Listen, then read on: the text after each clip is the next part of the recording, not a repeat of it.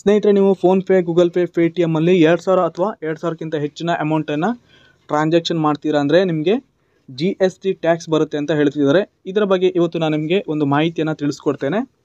ವಿಡಿಯೋನ ಸ್ಕಿಪ್ ಮಾಡದೆ ಕೊನೆವರೆಗೂ ನೋಡಿ.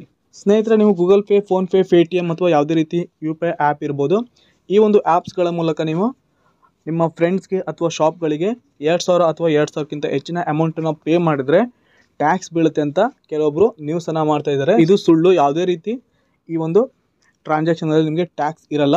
ನೀವು ನಿಮ್ಮ ಫ್ರೆಂಡ್ಸ್ಗೆ ಅಥವಾ ಶಾಪಲ್ಲಿ ನೀವು 2000, 3000 ಎಷ್ಟೇ ಅಮೌಂಟನ್ನು ಪೇ ಮಾಡಿದರೂ ನಿಮಗೆ ಇಲ್ಲಿ ಟ್ಯಾಕ್ಸ್ ಬರಲ್ಲ. ಈ ಒಂದು ಟ್ರಾನ್ಸಾಕ್ಷನ್ ಟ್ಯಾಕ್ಸಲ್ಲಿ ನಿಮಗೆ ಯಾವುದೇ ರೀತಿ ಇರಲ್ಲ. ಸ್ನೇಹಿತರೆ, ಗೌರ್ಮೆಂಟು ಈ ಒಂದು ಟ್ರಾನ್ಸಾಕ್ಷನ್ ಅಥವಾ ಟ್ರಾನ್ಸ್ಫರ್ಗೆ, ಈ ಒಂದು ಮನಿ ಟ್ರಾನ್ಸ್ಫರ್ಗೆ ಯಾವುದೇ ರೀತಿ GSTಯನ್ನು ಹಾಕಿಲ್ಲ. ಸೊ ಇದು ಸುಳ್ಳು. ಯಾವುದೇ ರೀತಿ ಇಲ್ಲಿ ನಿಮಗೆ ಟ್ಯಾಕ್ಸಸ್ ಕಟ್ಟಾಗಲ್ಲ. ನೀವು ಆರಾಮಾಗಿ ಅಮೌಂಟನ್ನು ನಿಮ್ಮ ಫ್ರೆಂಡ್ಸ್ಗೆ ಟ್ರಾನ್ಸ್ಫರನ್ನು ಮಾಡ್ಕೋಬೋದು. ಇದಾಗಿತ್ತು ಸ್ನೇಹಿತರೆ ಇವತ್ತಿನ ವಿಡಿಯೋ. ಇದೇ ರೀತಿ ನಾನು ನಿಮಗೆ ಹೆಚ್ಚಿನ ಇನ್ಫಾರ್ಮೇಷನ್ ವಿಡಿಯೋ ನೀಡ್ತಾ ಇರ್ತೇನೆ. ದಯವಿಟ್ಟು ನನ್ನ ಚಾನಲ್ನ ತಪ್ಪದೆ ಸಬ್ಸ್ಕ್ರೈಬ್ ಮಾಡ್ಕೊಂಡಿರಿ. ಹಾಗೆಯೇ ಇವತ್ತಿನ ವಿಡಿಯೋ ನಿಮಗೆ ಯೂಸ್ ಆಗಿದೆ ಅನ್ಕೋತೀನಿ. ವಿಡಿಯೋಗೆ ಒಂದು ಲೈಕ್ ಕೂಡ ಮಾಡಿ.